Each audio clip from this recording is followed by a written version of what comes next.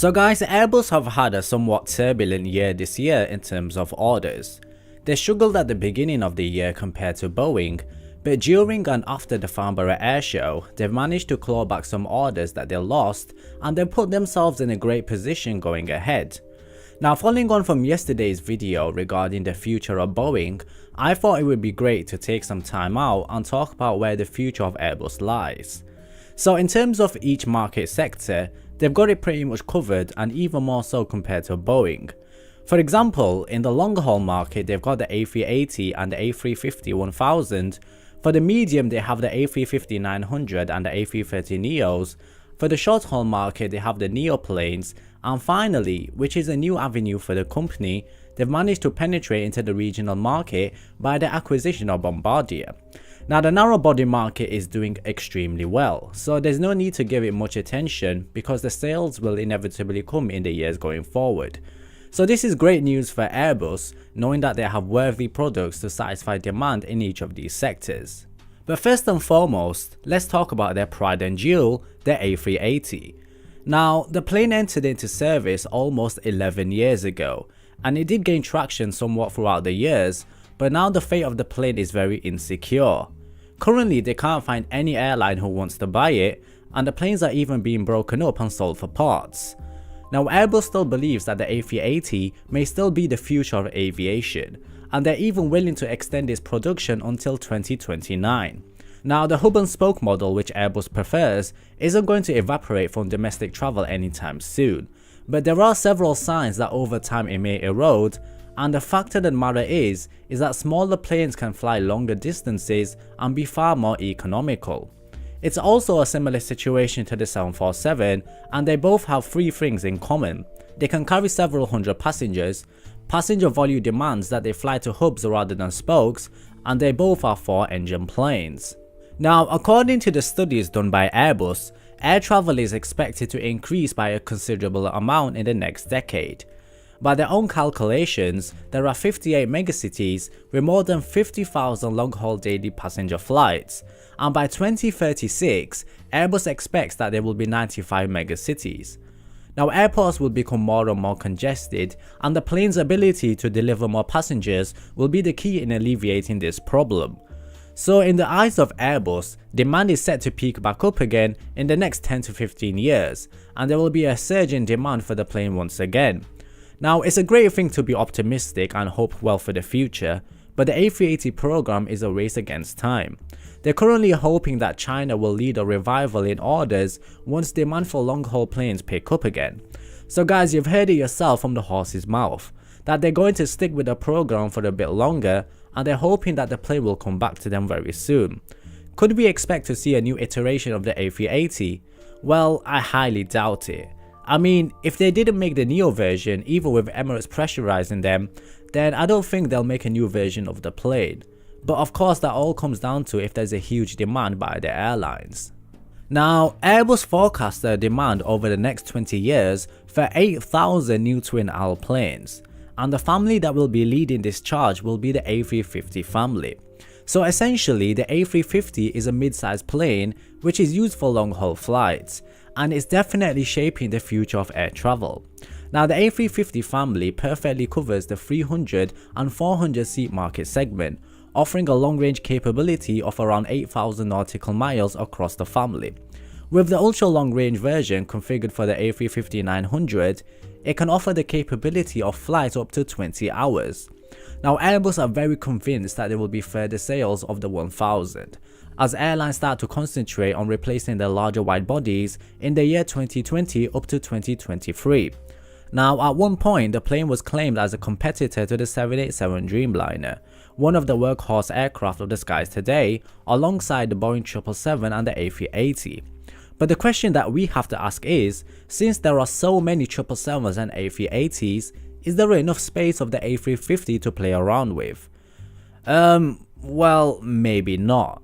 But the great news is that Airbus has 890 orders for the A350 placed by 41 customers, of which Qatar Airways is the largest order of 80 aircraft.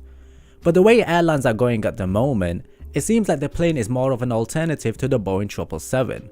Plenty of airlines have gone out of business for flying too much capacity, But in the current period, there is the inevitable post-peak cycle.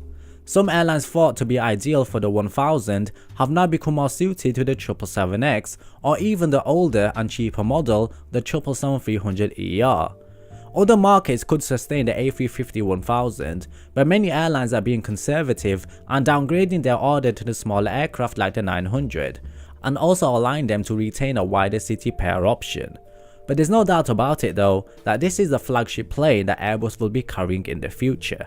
Now, one area that Airbus are very interested in, and we could see them introducing it into future aircraft, is the concept of a laminar blade wing. Now, this is essentially where the outer wings will be replaced with a special laminar section. We all know the higher the drag, the higher the fuel consumption. And the difference in drag between a laminar and turbulent flow is huge. So by changing the structure and the shape of the wing, the drag can be halved. Now, for many years, Airbus and Boeing have experimented with a slightly different approach. Rather than designing a naturally laminar wing surface, this approach requires embedding a mesh with thousands of tiny holes in the wing surface, with differential pressure used to draw air into the laminar wing.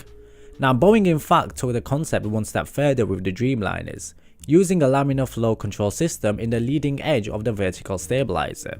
Now, in theory it could work, but the execution of it is very difficult to achieve. But if it can be done, then a lot has to be gained. Now, Airbus are expecting to conduct the first flight by the end of the year, and if the results gathered from the test are the same as Airbus have been expecting, then we could see mass production of this type being implemented into future aircraft. Now, to lame passengers like ourselves, there won't be much difference in terms of flight comfort or whatever, but where the gain will be made is in the operation saving for the airline. There's currently no timetable at this moment in time, but the technology could quickly move into industrial implementation if the blade experiment delivers the expected positive results, so keep your eyes out for that one. But essentially, the future actually lies in environmentally friendly planes, so the introduction of electric planes could soon become a reality. Now, like hybrid cars, a hybrid electric airliner will be able to optimize power generation and usage in all phases of the flight, particularly where extra thrust is required in takeoff and climb, with both the gas turbine and the batteries working together. Once the aircraft is in cruise level, the fuel efficiency of the gas turbines driving the electric motors will make more of a significant fuel beneficiency. Now, Airbus have showcased their E-Fan X, which will enter commercial flight by 2030s with a 50 to 100 seater hybrid electric plane. Now, Airbus believes that propulsion technology could help the aviation industry in achieving their goal of reducing carbon dioxide emissions by as much as 75% by the year 2050. Now, there's also this concept plane in which passengers will be able to look through the transparent cabin. Now, this is a very futuristic plane and is set to enter into service in 2050, where the plane mimics the efficiency of a bird. Now, the plane would provide strength where needed and also allow the cabin to control the air temperature, and it can become transparent, giving amazing views. The cabin would also feature seats that would fit the passenger's body shape, so that's always great to know. Now, Airbus have also said that passengers might be able to enjoy a game of virtual golf or take part in an interactive conference while the cabin identifies and responds to the traveler's need. But in essence, the plane will reduce fuel burn, emissions and waste by a considerable amount.